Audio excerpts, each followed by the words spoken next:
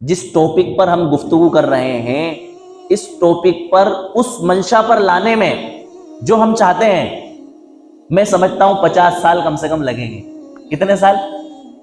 میری منشا تو یہ ہے اور شریعت کی منشا بھی یہ ہے کہ آپ کے 2 دھیلے خرچ نہ ہوں اور آپ کے بچوں کا کیا ہو جائے؟ نکاح ہو جائے۔ تو اتنے پہ تو ہم نہیں لا سکتے، چاہے کتنی محنت اس کے اوپر ہم کر لیں، لیکن کوشش یہ ہے کہ ان محنتوں سے، ان کوششوں سے اسراف اور فضول خرچی ہمارے معاشرے سے ختم ہو جائے۔ میں نے ایک حدیث خطبے میں آپ کے سامنے پڑھی، حضرت عائشہ رضی اللہ عنہا کی حدیث ہے۔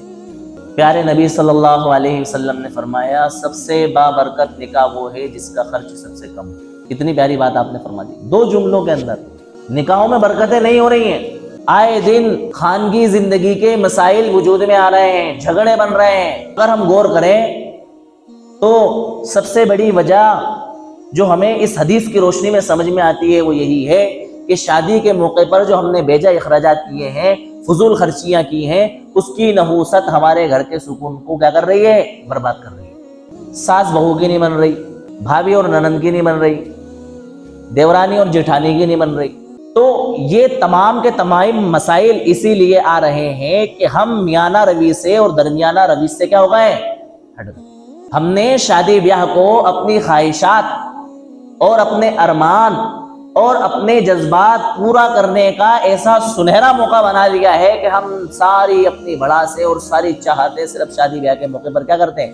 پوری کرتے ہیں۔ اور اس کے اندر سوائے فخر، اپنی عزت، اپنی شہرت، ریا، نمود اور دکھاوے کے سوایا کچھ بھی نہیں ہوتا، صرف دکھلاوا، اس کے علاوہ کچھ بھی نہیں۔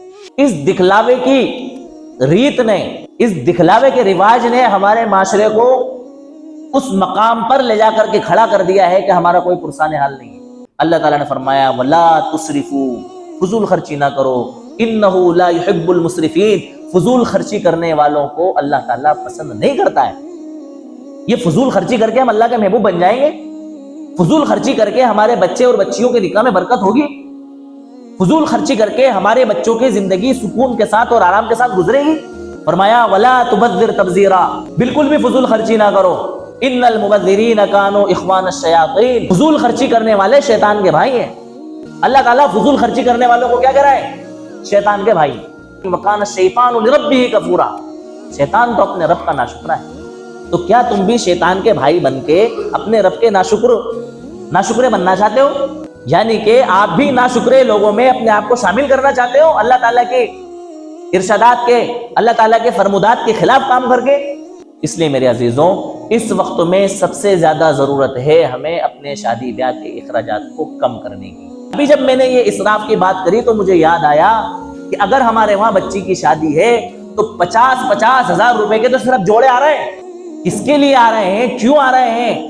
کیا صرف ایک دن کے لیے ہم اتنے سارے اپنے ارمان پورے کر دیں گے؟ ہماری کنڈیشن نہیں، ہم کرایوں کے گھروں میں رہ رہے ہیں، ہمارے بچوں کی فیسیں جمع کرنے کے لیے ہمارے پاس میں پیسے نہیں ہیں، ہماری آمدنی کے کوئی ذرائع نہیں ہے، بس اللہ تعالیٰ کیسے تیسے ہمارے روزمرہ کی ضرورتوں کو پوری کرا رہا ہے، اور ہم جو ہے شادی کے موقع پر اتنے مہنگے کپڑے اور لتے لائے جا رہے ہیں، 5 تولہ زیورات ہم خرید رہے ہیں سونے کا بھاؤ دیکھو آپ، آسمان چھو رہا ہے، لیکن ہماری قوم نہ جانے کس غلط فہمی کے اندر کہ پٹ جائے گا۔ اور کیا غلط فہمی ہمارے معاشرے میں ہے کہ شادی کا قرضہ ادا ہو جاتا ہے۔